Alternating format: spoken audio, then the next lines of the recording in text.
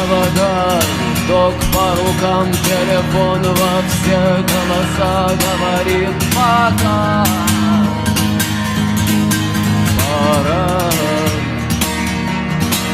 И пальто на гвозде, шарф в рукаве и перчатки в карманах шепчут: подожди до утра, до утра. Но странный стук зовет за руку. Может, сердце, может, стук дверь.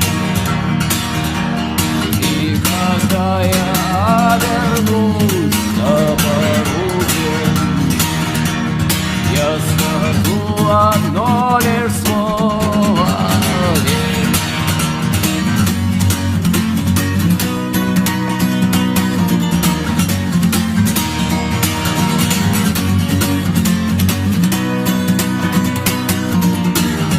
И опять на вокзал, и опять к поездам, и опять проводник выдаст белье и чай.